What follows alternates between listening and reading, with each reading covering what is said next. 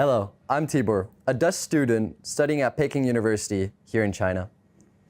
I have lived in 6 different countries. My best friends come from all over the world. We grew up together, learned from each other, and can agree on almost anything, despite our different backgrounds. One of them is from China. Through our conversations, debates, and sometimes disagreements, my perspective slowly changed. We had many long talks over the summer on the phone, where I sat on my balcony late at night for hours. I would say things like, yeah, but China this or that, based on what I had heard or just assumed. In those moments, he would respond, sometimes with a little frustration, and explain what life was really like in China. It made me aware that many of my opinions about other countries often came from distance, not real life. A moment that changed me a lot was when he told me that he wanted to build his life in China. He'd spent nearly his entire life in Europe, so I always assumed he would return. But hearing him say with certainty that his future was here made China feel real to me for the first time. Not a headline, not a stereotype, but a place where someone I trusted chose it as his home. All of these experiences added up and changed how I saw China and the world. I realized something simple but important. China is a place like any other, a place where people live, dream, and want the same things we do. Because of this realization, I wanted to come to China and experience it firsthand to understand this place that has been described as very different from my own. However, even with these differences, by my 3rd day in China, I had already felt at home. I grew to appreciate the local customs and ways of life, just like I had in each time I moved to a different country. It became clear to me that the way people treat each other is the way countries end up treating each other. Those conversations taught me something important. To work towards a peaceful world, we need to start by simply trying to understand each other. To listen with an open mind is to respect, just like I had learned from those conversations with my friend.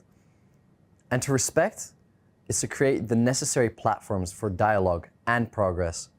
People form opinions from their experiences, and because of those opinions, they can disagree with one another. What mattered wasn't that we disagreed, it was that we trusted each other enough to keep talking. Mutual understanding is essential for peace and cooperation, and it always begins with the way people choose to listen to each other. When we interact with someone from a different background, by genuinely asking a question or listening without judging, we create a small connection. These connections matter more than we think. They reduce fear, the fear of the unknown. They shrink distance between people and remind us that conflict usually happens with a simple misunderstanding. If more people had the chance to build the connection like my friend and I did, many walls would never have been built in the first place. Mutual understanding isn't just a nice idea, it's a fundamental tool for world peace.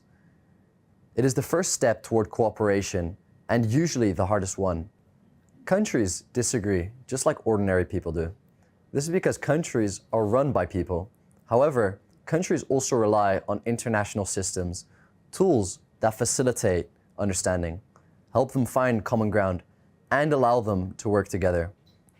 They might still disagree on little things, but they can overlook them for their greater good.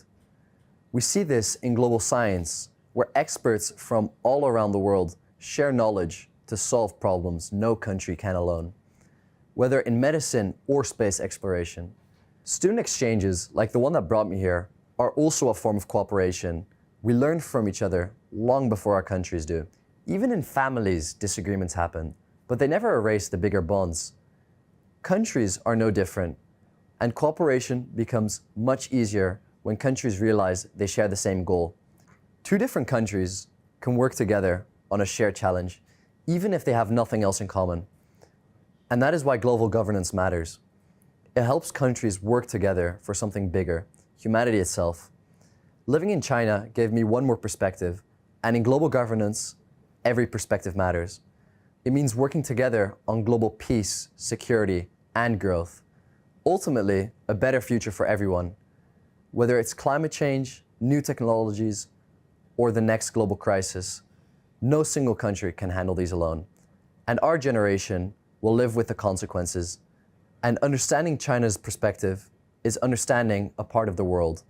And the next chapter is up to us. We, the new generation, are raised in a different world from those before us.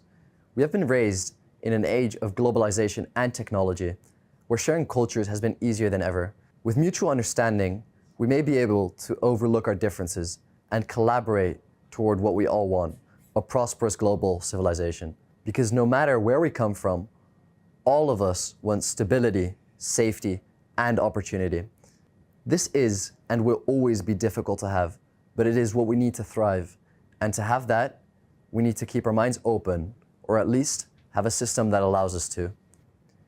Without trust between nations, stability is fragile, safety feels uncertain, and opportunity becomes smaller for everyone. That's why we need a world where nations learn from each other instead of fearing each other. If we choose respect over fear, the world will move forward together. Thank you.